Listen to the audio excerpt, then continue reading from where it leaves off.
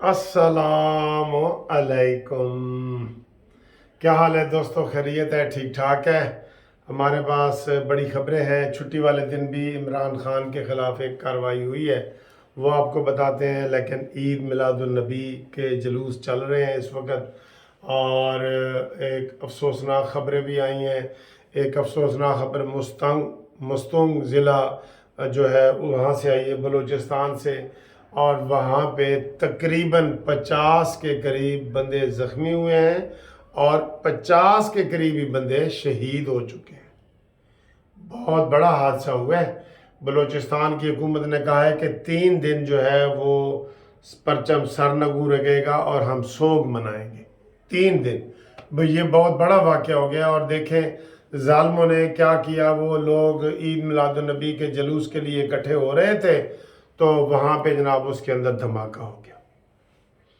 बड़ा अफसोस हो रहा है, यकीन करो, बड़ा दुख हो रहा है। उन मासूम गरीब लोगों का क्या कसूर है जो इसमें आए हैं? अब ये कौन है? ये मुसलमान नहीं हो सकते यार मारने वाले। कोई किसी भी फिरके से हो, उसको इससे कोई तकलीफ नहीं हो सकती कि ये ईद मिलादुन नबी का जुलूस हो। कोई भी फिरके, मुसलमानों के जितने भी हैं, मैं नाम नहीं लेता, उनमें से किसी की भी कोई जुर्रत नहीं हो सकती। इवन मैं कहता हूँ जो मुसलमान अफगानिस्तान के हैं या दूसरे मुल्कों के हैं, वो भी ये जुर्रत नहीं कर सकते। तो ये बिल्कुल, ये राह के ऊपर, इसके ऊपर तफ्तीश करो। जो राह है वो पाकिस्तान पिछले दिनों बहुत कनाडा के हवाले से जो सिख कत्ल हुए थे, पाकिस्तान ने उसकी बड़ी आवाज़ उठाई थी और उसकी ये सज़ा देने के लिए हमें तैयार बैठे हैं। ये हुआ है। फिर जनाब हंगू में जनाब एक के बाद दूसरा 2 हो गए, 2 धमाके वहाँ पे हुए हैं। फिर अफगानिस्तान के बॉर्डर पे हुए हैं जहाँ 4 हमारे फौजी शहीद हो गए हैं। यार ये इतने ज़्यादा तादाद में हमारे फौजी शहीद होते हैं, ये उसको हाईलाइट नहीं होते रोज़ाना की बुनियाद पे। अगर ये मैं कहूँ ना, ये झूठ नहीं होगा कि रोज़ाना 4 से 5 हमारे फौजी जो है वो शहीद हो रहे हैं। 4 या 5 फौजी रोज़ाना शहीद हो रहे हैं। ये वाले, ठीक है। वो अजान हो गई है, मैं उसके बाद करता हूँ। तो ये इतनी बड़ी दहशतगर्दी दोबारा सर उठा रही है, और ये हमारे अभी तक कंट्रोल में नहीं हो रही, मुकम्मल तौर पे कंट्रोल में नहीं हो रही। हाँ, ये कौन लोग हैं जो ये दहशतगर्दी कर रहे हैं यार? कोई मुसलमान तो ये नहीं कर सकता। बहुत अफसोस हुआ है, बहुत। हो इन्ना लिल्लाहि व इन्ना इलैहि राजिऊन, हम यही कह सकते हैं सर जी, और हमारे बस में कोई बात नहीं है। अब आए जनाब अली इमरान खान के हवाले से जो आज अपडेट हुई है ना, आप कह सकते हैं कि अब ऊंट पहाड़ के नीचे आ गया है। जो काफ़ी मुतालबा पहले चल रहा था ना, वो आज मुकम्मल हुआ है। बहुत सुस्त रवि से ये सारी चीज़ें चल रही हैं। आप देखें साइफर का केस कब का बना हुआ है? मार्च 2000 का, मार्च का, और 2022 का, और उसके बाद ये 9 मई के जो वाक़यात हैं वो कब के बने हुए हैं। कानून ये है कि 14 दिनों में आप चालान मुकम्मल करके तो अदालत में पेश कर देंगे और वो फैसला कर देगी। और साइफर के हवाले से तो ये है कि 30 दिन में फैसला होना है। तो ये इतने सुस्त रवि से ये सारे काम चल रहे हैं, बहुत सुस्त रवि से। आज छुट्टी वाले दिन जो है वो चालान पेश कर दिया गया अदालत में इमरान खान के खिलाफ साइफर वाले केस में। और आपको मज़े की बात मैं पहले भी ये बता चुका हूँ कि ये जो केस है ना साइफर वाला, ये एक तो 30 दिन के अंदर इसका फैसला होना है, और इसकी मैक्सिमम जो सज़ा, जो जुर्म लगाए गए हैं ना, उसकी सज़ाए मौत है। हाँ जी, ये इसको मामूली ना समझे, बिल्कुल ये मामूली केस नहीं है, ठीक है ये वाला। और 3 दिन का कहा था जनाब ये निगरान वज़ीर आला ने कि जनाब ये हम पेश कर देंगे 9 मई के वाक़यात का, तो वो भी पेश करें और वो भी फौरी तौर पे ट्रायल शुरू करें। अभी तक इमरान के ऊपर किसी भी केस का बाकायदा ट्रायल नहीं शुरू हुआ। इससे आप अंदाज़ा लगा लें। वो तो केस इतने उन्होंने बना लिए हैं अपने ऊपर, इमरान खान ने, وہ چاہے تقریروں کے ہوں، گالم گلوچ کے ہوں، وہ ساری چیزیں کہ اب وہی نہیں ختم ہو رہے، ضمانتیں اور یہ ہے وہ ہے. تو وہ جو ٹرائل ہوتا ہے نا، اس کو منطقی انجام تک پہنچنا ہوتا ہے، چاہے جھوٹی ایف آئی آر ہو یا سچی ایف آئی آر ہو. تو یہ بہت بڑی بریکنگ نیوز ہے جو ہم آپ کو آرام سے بتا رہے ہیں کہ اب اونٹ پہاڑ کے نیچے آ گیا ہے. یہ کل سے ٹرائل شروع ہو جائے گا، اور ٹرائل شروع ہو جائے تو پھر ضمانتیں بھی نہیں ہوتی. ٹرائل شروع ہو جائے تو وہ پھر منطقی انجام تک پہنچتا ہے، زیرو پہ یا جدھر بھی سزا ہونی ہوتی ہے. ٹھیک ہے، تو یہ لازمی چیزیں ہیں. اس کے اوپر گورنمنٹ جو ہے نا، پچھلی گورنمنٹ نے بھی توجہ نہیں دی. شہباز شریف کی گورنمنٹ کو ہم کہتے رہے کہ بھئی یہ اپنا جو ایف آئی آریں ہوئی ہیں اس کو منطقی انجام تک پہنچاؤ. ایک ایف آئی آر ہوتی ہے تو وہ چاہے ختم ہو یا نہ ہو. انہوں نے کیا کیا، کھوسا صاحب نے سائفر والا کیس لگا ہوا تھا. ایک اور دیکھیں، عمرانڈوز جج ہونے کی ایک اور نشانی آپ کو بتا دیں.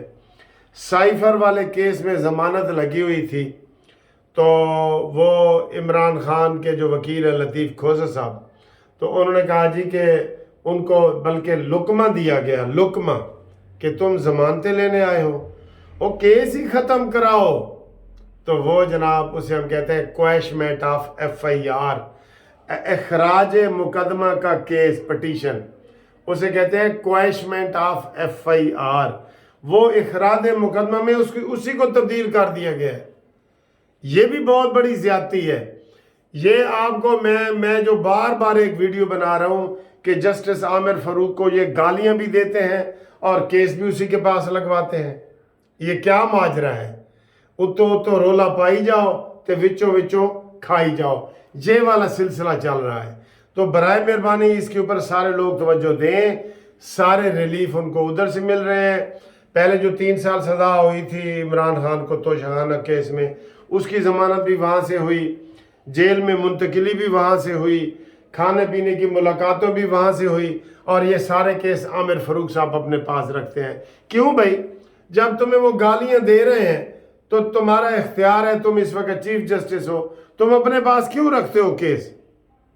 یہ افسوس ہے، مجھے اس کا بڑا افسوس ہے کہ اس طریقے سے یہ جو ہے نا ساری چیزیں چل رہی ہیں جو نہیں چلنی چاہیے. ٹھیک ہے، تو یہ میں آپ کو یہ بتانا چاہ رہا ہوں کہ یہ نورہ کشتی جو ہے اس کے اوپر توجہ دی جائے، اور یہ وہ وہاں سے اس کو ریلیف مل رہے ہیں، اور وہاں سے یہ نعرے بازی کر رہے ہیں. عدالت کے اندر بھی آپ کو پتہ ہے انہوں نے نعرے بازی کی تھی کہ جناب یہ، اور عمران نے خود کہا تھا کہ یہ ڈکٹیشن لیتا ہے جو عامر فاروق ہے. تو اس حوالے سے عامر فاروق صاحب بھی غلط کر رہے ہیں جو چیف جسٹس ہیں، اور پی ٹی آئی والے تو اوپر سے یہ کر رہے ہیں، سارا کچھ کر رہے ہیں. یہ ناقابل قبول ہے. اس کے اوپر توجہ دی جانی چاہیے. کون توجہ دے گا؟ شہباز شریف دے گا؟ نہیں، وہ نہیں دیں گے. یہ تو بیان ہی آج کل نہیں دے رہے، ان کو اپنی وہ پڑی ہوئی ہوتی ہے.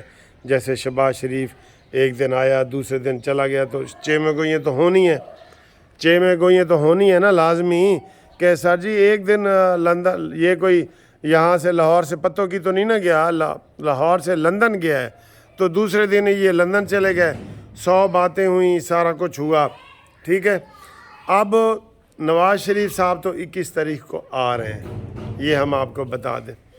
الیکشن ہو رہے ہیں یا نہیں ہو رہے یہ ہم آپ کو ابھی نہیں بتا رہے. شروع سے ہی ہم یہ کہہ رہے ہیں کہ جناب علی اس میں کوئی کچھ جو ہے نا وہ کھچڑی پک رہی ہے، کوئی غلط چیز ہو سکتی ہے، اور الیکشن ابھی کوئی واضح نہیں ہے.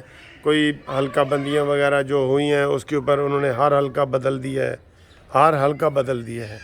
اور اس کے نتیجے میں آج وزیر اعلیٰ نے یہ کہا ہے کہ لاہور ضلع کی 3 تحصیلیں اور بنائی جا رہی ہیں. 7 پہلے ہیں یا 4 پہلے ہیں، تو 3 اور بڑھائی جا رہی ہیں.